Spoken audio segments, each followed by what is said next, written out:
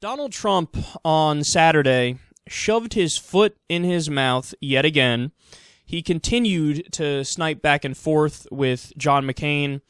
And at the Family Leadership Summit, which is another one of these conservative gatherings, he said the following, quote, "He's a war hero because he was captured. I like people that weren't captured."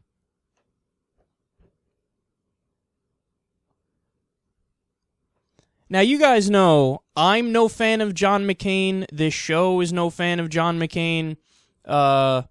He's a guy who, on maybe 10% of issues, does a decent job. Like, for example, torture. He'll actually stand up and argue that torture is wrong. I love how I have to give people credit for saying torture is wrong in today's America, which is a sad state of affairs. But, Don, what are you doing, man? What are you doing? Of all the things to go after John McCain for, the guy... Okay, so let me give you some backstory here. So if you don't understand the proper context, you might be like, okay, I don't really understand what he's saying. Well, let me give you the context here, and you'll see what I mean. McCain endured 5.5 years as a prisoner of war after he was shot down over Hanoi and badly injured. 2 of those years were spent in solitary confinement, and he was tortured. So you know how McCain, when McCain lifts his arms, he can't lift them like, over like shoulder length? He just can't lift his arms that much? That's because he was tortured.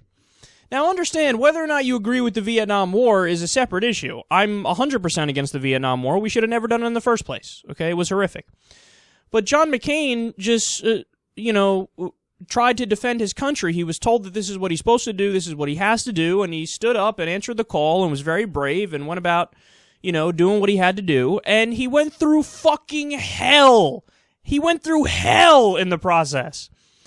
And dumbass Donald Trump is like, he was captured. That's a failure in my book. Oh my God, Don, stop fucking talking.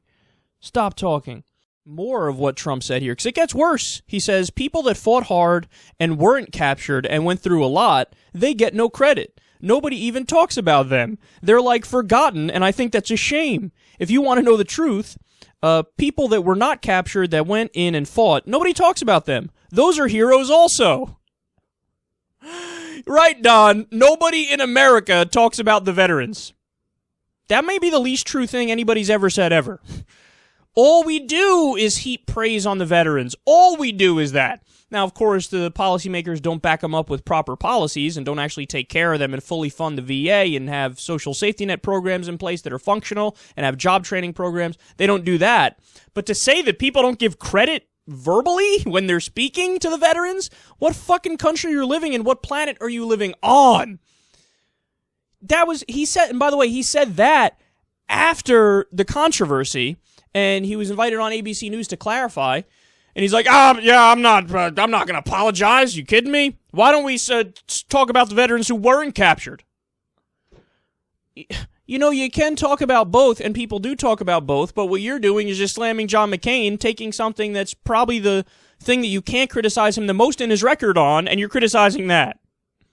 Now, the story gets even more interesting, because what was Donald Trump doing at the time? Quote, according to his selective service records, first obtained by the website The Smoking Gun through Freedom of Information Act request, Trump received 4 student deferments between 1964 and 1968 while in college, and an additional medical deferment after graduating.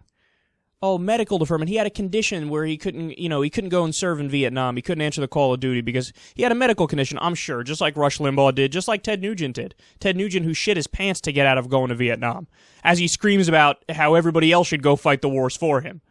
I'm sure you had a medical condition. You guys already know this, but Donald Trump's father was worth $400 million.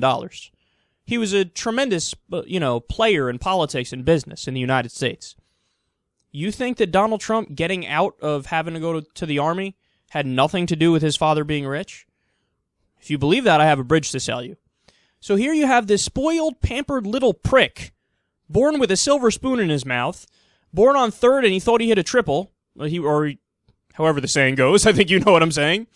And he's going to criticize John McCain for one of the few things that he went through, which is above criticism, man. And you know what another aspect of this story is that nobody's talking about? When people questioned John Kerry's record, everybody was cool with that. Everybody was like, yeah, you can question his record, that's fine. Because remember the old Swift boat campaign against John Kerry where they tried to make him out as a war criminal instead of a war hero?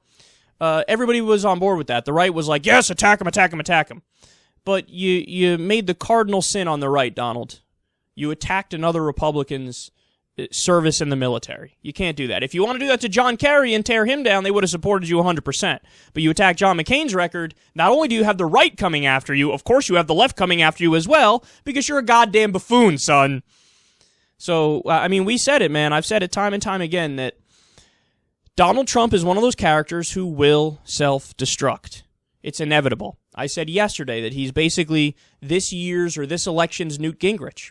You know, Newt Gingrich briefly led in the polls because he would go around barking at everybody and saying ridiculous things, calling Obama the food stamp president, saying that poor kids should clean the toilets of the rich kids in order to get equal opportunity, saying ridiculous things. He got the loud applause lines in the debates. He was leading in polls for a while, even later in the race. But what happened eventually? It all came crumbling down. Why? Because you're not a serious person, man. You're not a serious person. You're a fucking buffoon with a ferret on your head, and the more you talk, the more people cringe.